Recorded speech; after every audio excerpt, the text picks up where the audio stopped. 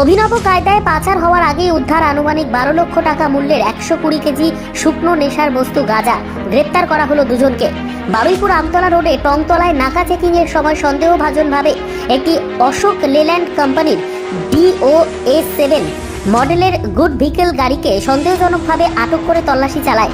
গাড়িটিতে তল্লাশি চালিয়ে শুকনো মাদকদ্রব্যের 117 প্যাকেট উদ্ধার করে বারুইপুর থানার পুলিশ, যার ওজন আনুমানিক 120 কেজি।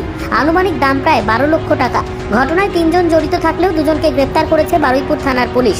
গ্রেপ্তার দুই ব্যক্তির একজন মগরাহাট থানার রায়নগর এলাকার বাসিন্দা রাজ্জাক ঢালি, অপরজন বাংলার মোড় পদ্মের হাটের আরিফ হোসেন মণ্ডল।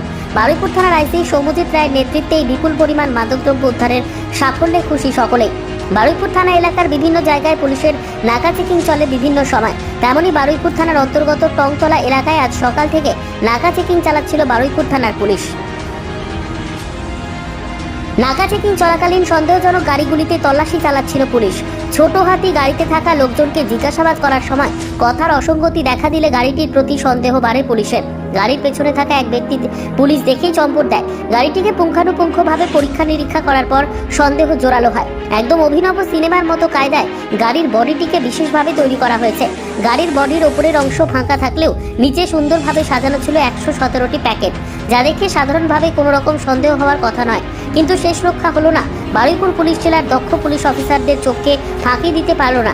ধরা পড়ে গেল আনুমানিক 12 লক্ষ টাকা মূল্যের শুকনো নেশার বস্তু, যা গাঁজা বলেই মনে করা হচ্ছে। স্যার, কজনকে ধরা হয়েছে আর কি নাকা চেকিং হচ্ছিল, দুজনকে আমরা ধরেছি। কি ছিল স্যার? গাঁজার মতোই জিনিস আছে। হ্যাঁ, সন্দেহমূলক গাঁজাই আছে। কতটা পরিমাণ ছিল? 100 কেজির ওপরে আছে।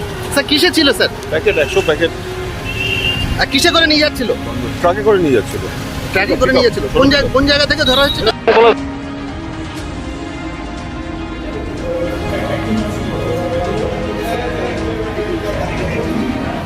Bureau report, news today live.